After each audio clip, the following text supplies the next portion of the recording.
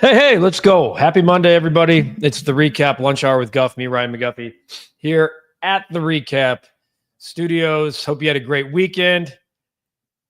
Flipping weather's changing, so that's awesome. I'm jacked up about that. And kind of a weird weekend because it was like the first weekend where there wasn't a ton of, like, there's baseball on, which is great. The Cubs have yet to lose the spring training game, which is great, right? What's up, Landon? What's going on, Clyde? I like it. MJ, yes, sir. Here we go. And then the White Sox, we find out news, and we talked about it on Saturday morning on Inside the Clubhouse, that Justin Ishbia is backing out of pursuing the Minnesota Twins to buy more minority stakes of the White Sox. I think there's a lot here to really kind of sort through. Most importantly, to note that Jerry Reinsdorf is still very much front and center and in control of the Chicago White Sox. Now, what does this mean for the future? I think that's the discussion there. What's going on, Eli? Hope everything's going well across the pond. White Sox, you switched the owner. Landon loves when I do the fugitive. I think what this is a very smart man in Jerry Reinsdorf, kind of setting up an estate plan, right? He's already had Ishbia has minority ownership in the White Sox going back to 2021. This is a situation where there's more stakes being offered to him. There's nothing in writing, and there was nothing reported that this is a in-waiting situation. But if you're backing out of a sale of one team, and the Twins were supposedly shocked by the article by John Greenberg and Dan Hayes in The Athletic. If you haven't checked it out, make sure you do. The fact that he's leaving the idea of owning the Twins, and they were hoping that would be done by opening day, to do this tells me this is something that's real. I don't know. There's no timeline on it as of right now. Ishbia is building a massive mansion estate in Winnetka, which I saw today from John Greenberg, that is cost more than any White Sox contract in the history of the franchise. So that tells you about the excitement and the possibility of a guy like Justin Ishbia eventually maybe being the owner, maybe becoming the owner of the White Sox. He's 47. He and his brother own the Phoenix Suns. He would be the second richest owner in baseball. Like, that would be fun. They would be buying it just to hang around. They would. And the other thing about Ishbia is that the White Sox would stay in Chicago. Eric, it's early, but the Cubs are looking good. It seems like there's a lot of speed on this team, but still early to tell who will be on the opening day roster. Yeah, I don't think there's a lot of openings there, Eric. They need to figure out, we need to know about Nico's health, et cetera. But yeah, I think there's a couple of veterans fighting for spots for sure. It made my day that the White Sox might be for sale. And I think I understand. Jess, what's up? Reinsdorf is the owner for now. There is hope for the Sox yet. I get the disdain and the frustration with Jerry Reinsdorf. I do. But you also have to tip your cap here as a man.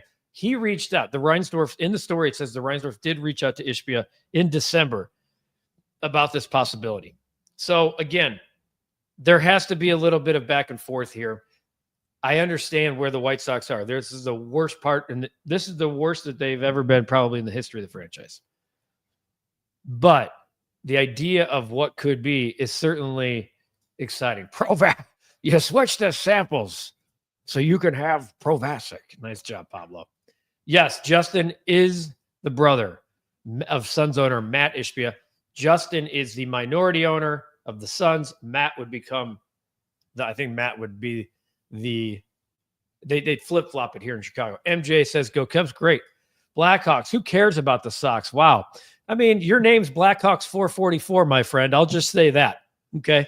So, look in the mirror maybe, because the Blackhawks are garbage. See it, need it. The Southside boys. I truly think this just foreshadows what Jerry's always wanted. When he passes, he wants his family to sell. This forces the issue. Now, he's said that. I don't think it forces anything. If these things are predetermined, wills and estates, etc. What I do think Jerry would want is to understand who would be he looks at the White Sox and the Bulls, but specifically the White Sox, as a child. Who is he leaving his child with? He cares about the White Sox very much. And I know you might not see that on the field, but he wants to leave it in good hands. They formed a relationship. So I think that that's a positive. Okay. This is certainly not guaranteed. There's paperwork. There's a lot of steps to be done here to get this done. But I think this is more of a man trying to set up the future of an organization that he's owned for nearly 45 years. CS says, will Luis Robert be a White Sox by the end of the trade deadline? By the end of the trade deadline, I do not believe so. Unless he's hurt, which could be. You got to put that out there. BA and I did a podcast last week, which is available on the channel now and anywhere you listen to podcasts on audio form. I thought there was a really good chance that Luis Robert would not report to Glendale because he would be traded. I don't think he's going to get traded in spring training. That's my thought. I think that they're going to try to keep him healthy for a few months, and then he'll become perhaps the most sought-after bat at the deadline. But I don't think he's going to be here after that. And again, the problem with that is it's a big gamble due to his health, as always. Lip Ripper. Dude, I hope he's been playing. I shouldn't even say this, but Michigan State was a fun play on Friday night. Good weekend. Trying to ride that momentum. We'll do the bet of the day here later in the show. There might be light at the end of the tunnel for the Sox. Like, God, let's hope so. When is Juju Watkins draft eligible for the WNBA? Wow, talk about a curveball question. Godfather, I'm a Cubs fan and can't stand Ricketts, but this Reinsdorf is the epitome of a bad owner, has had a free pass in this town for years. I'm not sure they're about the free pass. I mean, people have been very critical of him, certainly of the last 3 to 5 years, for sure. And quite frankly, Godfather, who's on the podium is the best in Chicago? Because there's an argument there too. Eli, if the White Sox sell, what happens to Chris Getz? This isn't even, we shouldn't even speculate this. Chris Getz is going nowhere fast right now. He's going to be the GM for a while. They're not for sale. Justin Ishbia is buying more minority shares of the Chicago White Sox. That's what's happening right now. Josh, the Reinsdorfs, I feel like, are people that never learn their lesson. Even if Jerry passes, he's going to find some knucklehead to continue the purge, the Bulls and Sox. Again, totally understand the frustration. I get it. I don't think that would be the situation here. I don't. And, I don't even like talking about the situation of passing on and all that stuff. That's not, I think that's eerie and irresponsible at the same time. So let's see what happens. I do think Ishbia would be the type of owner that any sports fan would want to purchase your team. There was genuine excitement in Minnesota, and now there's genuine frustration and disappointment. I think it's great. Even if he just blocks the sale of the Minnesota Twins to not go to him, I was initially pissed. Really? Ishbia is going to own the Twins? But nope, he's not. Milton, what happens with the Bulls? Does Jerry sell? Now, the Bulls are a whole different discussion. The Wirtz family, the Reinsdorf family, they own the United Center.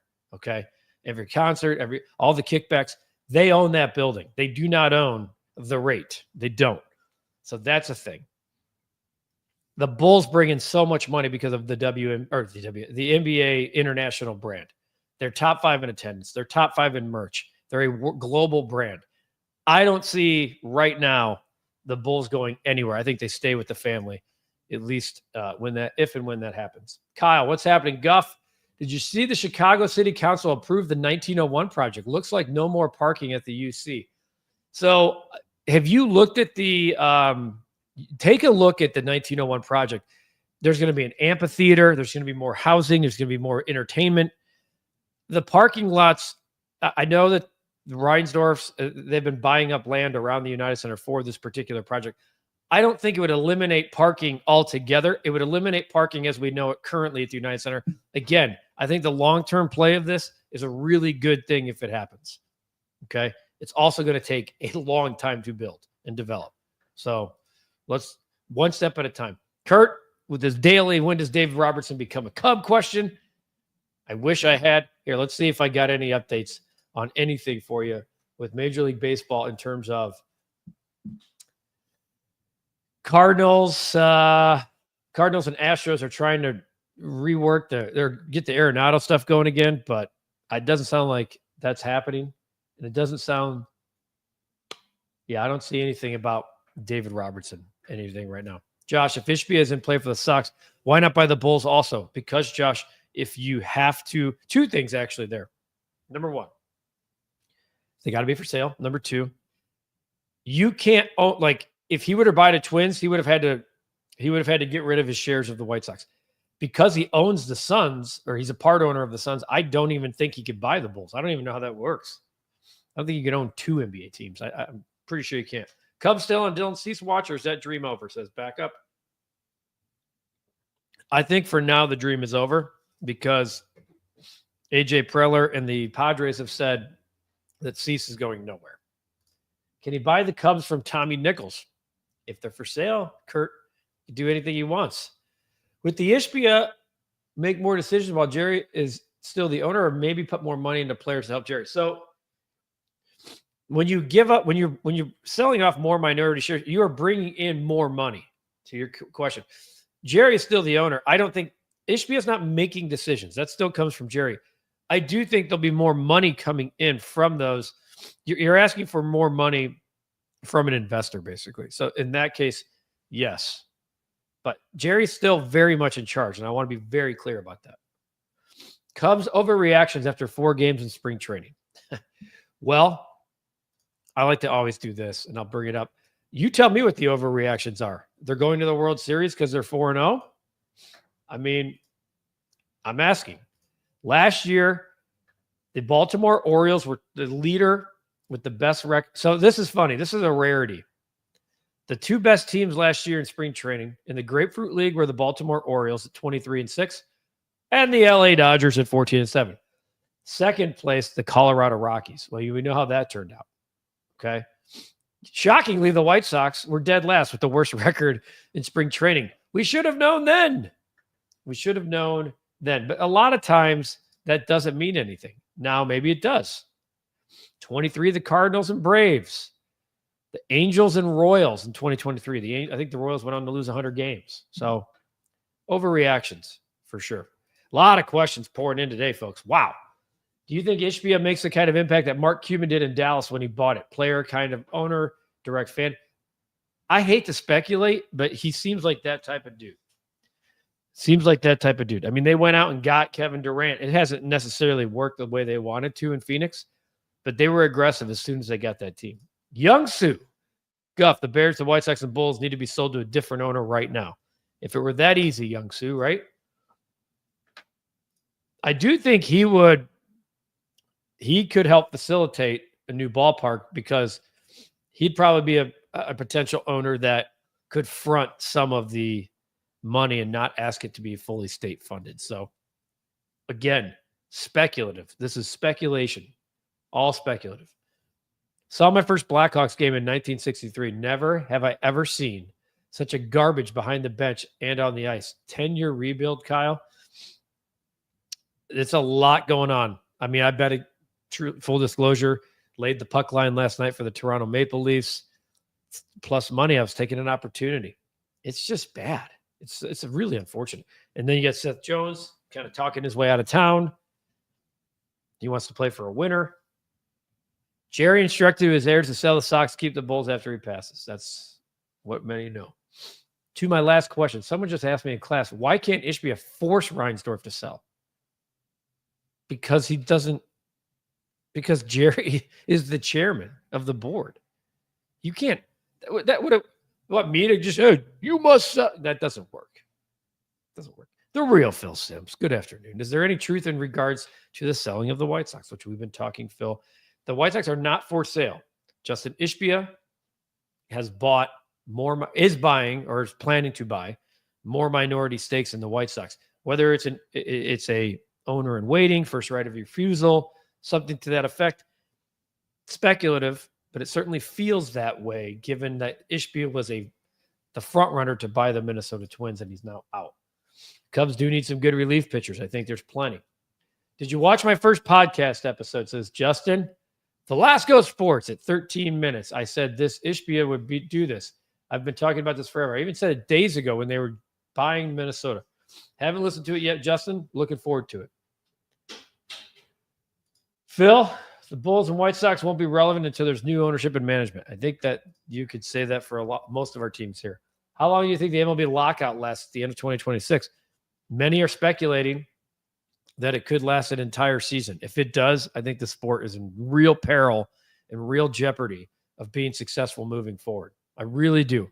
This sport cannot afford to go on a year-long hiatus and have fans come roaring back when they're already cutting the cord left and right. Should the Cubs go after Arenado, especially since the Cardinals are desperate to trade him? So Cap has done a little background on this. We both have talked. It doesn't appear that the two teams would match up. Like, it doesn't appear, not that the Cubs and Cardinals can't ever trade, but it's very unlikely from what we have heard. Very unlikely. So I would not expect that to come at any point. Pablo, you can put the new Sox Park anywhere. Where do you put it? I mean, the 78 is pretty sweet from what I've seen down there. It is really cool. I don't have a problem currently. I'm being honest. That's where the stadium's always been since Comiskey was there across the street. I have zero problems with where the White Sox play. None whatsoever. I wish it faced the skyline, but I don't have a problem with where they play. I've been going there my whole life. Plenty of parking, easy on, easy off. But if you were to put it in the city, what's wrong with the 78? It's a really good spot right there in the heart. Been able to build some infrastructure. I think it'd be cool. How are we feeling tonight on the board? Lip, some interesting plays. I might go against the grain here. Tonight I'm playing more of a feel spot for me, and we'll discuss it here in a minute. Just read my shirt, Guff. All Chicago sports. Zambrano was right. We stinks. Chef Paul, I owe you a beer. Your pick of the days are making me money. Chef Paul, finally someone said, here's what's funny about when you give picks. And I have a buddy of mine. I talked to him about this. He's a sharp. So when he gives picks, if you go 1-4 and then paste his ass for the picks, and you don't thank him when you go 4-1 or 5-0 or whatever, that's kind of you just grab it. Chef Paul, appreciate you, man. We've been playing some picks, making some money in the college basketball world. I'm going to stick with college basketball tonight. Okay, so stay tuned. Going to stick. We've had some fun ones. We've had some real fun ones of late. That Friday night game was real fun. Is it wrong to say Reinsdorf is like James Dolan in New York? Yeah, because James Dolan has this many titles right here. It's definitely wrong. Dolan's got 0. Right now, I think all Chicago sports teams except the Bulls, while bad, have decent futures. Okay. Yeah, I think at least there's a plan. The Bulls are still a mess. Do you think MLB will have a lockout soon? I think, Milton, at the end of 2026, that's when the CBA expires. I think there's going to be some real talk about a salary cap. The players are going to push back, of course. They should because of where the money is. They got to figure this out, though. Got to figure it out. Kurt, would MLB and the union ruin the sport? Rather ruin the sport than figure. You would hope not, Kurt, but how many times have we seen this? It's been time and time and time again. It's frustrating. Noah Schultz is a giant. Look at the picture of me standing next to him. He's 6'10", folks. They say the guy's a giant and will be scary seeing 102 out of his hand. Most importantly, in talking to Ethan Katz, the control he has for as big as he is extremely impressive. Phil, is it safe to say that the Blackhawks are better off selling the team? They're wasting Bedard's talent. They definitely need new ownership and management. Look at how far we've come. Rest in peace, Rocky, and now we're sitting here crushing man. I don't know if they need new ownership, but they need to get this team back to the playoffs. They do. And this is not what was supposed to happen. Bregman, first game, 2 for 3 homer, 3 RBI. Ricketts is cheap. I love it, man. I love it. I just absolutely love it. Phil Sims, it's a 50-50 take. I haven't heard anything bad about Wirtz as much as Kyle Davidson tried to build a team. It's just coaching. Yeah, I think it's tough to kind of go after the ownership when just 10 years ago. I know it's 10. This is the 10th anniversary of their last Stanley Cup from that great era. But come on, I don't know about new ownership. All right, Lip, you're going the over in Houston, Texas Tech. I almost made that my pick of the day. I'd like Houston. I was thinking maybe a money line play, but let's get to it. I do like the over, by the way. I think that's a good play. All right, folks, big win from the Spartans. I'm going to stick to the Michigan Wolverines here.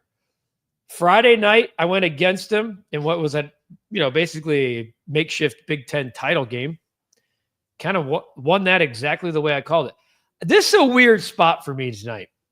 Michigan has they have been not a cover team at all of late. Okay. I'm digging them up here. They have not been a very good cover team. I should have had this here. I have it up right here. They play Nebraska at Nebraska. Nebraska is weird. They're a weird team. Early in the year, 6-game winning streak, followed by a 6-game losing streak, followed by a 4-game winning streak, then lose one, win one, lose. They're kind of Jekyll and Hyde. Here's what I think about tonight. It's a 1.5. Michigan has been so good all year as a basketball team. They have only covered one of their last 4, 5, 6, 7, 8. They're 1-9 against the spread their last 10. Now, keep in mind, this is basically a pick 'em. They need to win by a bucket. I really like Michigan. In order to stay in the mix for the Big Ten title, they have to win this game. I know Nebraska needs this game too for their tournament hopes. I really like this spot for Michigan as a bounce back game. I really do. I think that this is a big spot for Dusty May and Michigan. So I'm laying the 1.5 as we creep closer. 23-25-1. We have been shooting to the moon. Had a good weekend. Had Florida on Saturday. Yesterday we had St. John's. We had Rutgers. We had UCLA. Flipping Purdue, though. That was a monstrosity. Lip ripper, you're adding Michigan to the card. Let's go. Where's my other guy?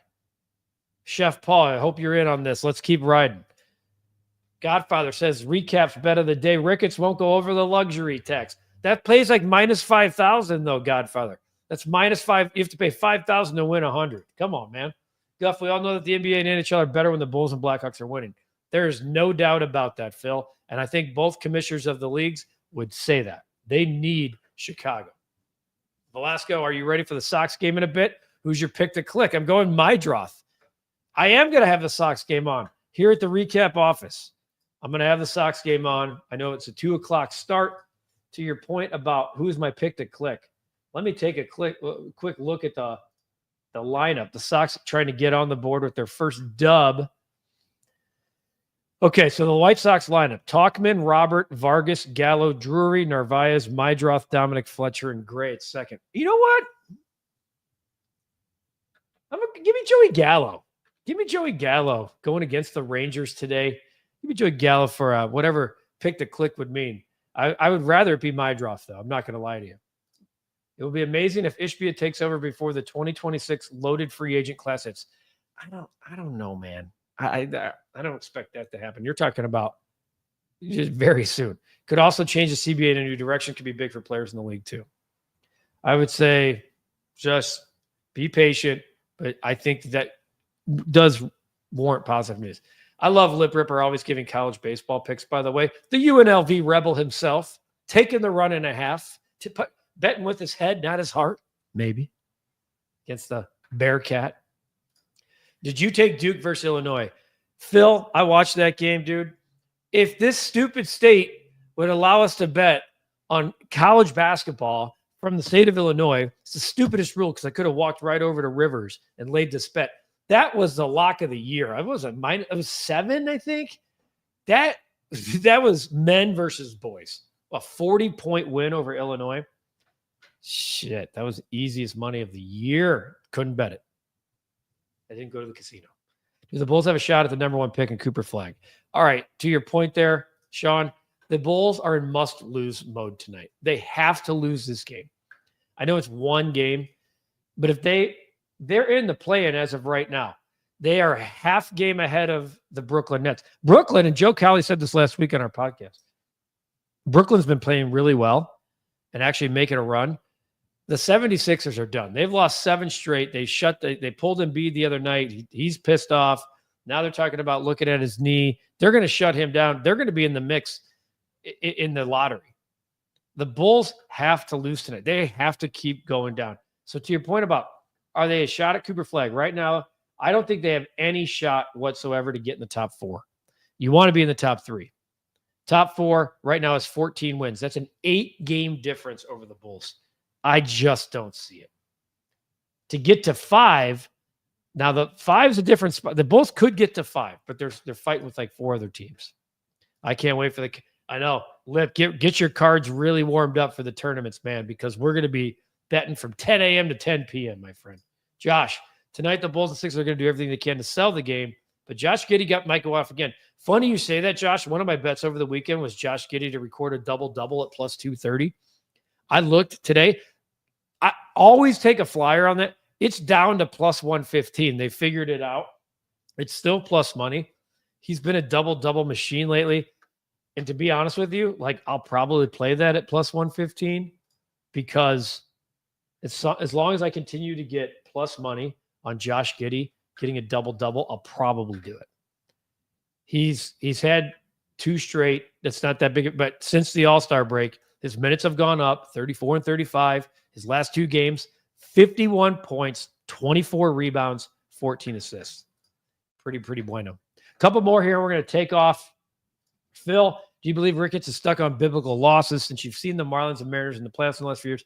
I agree. The Cubs have no excuses. They have some TV network issues, but so does everyone, except for the Dodgers.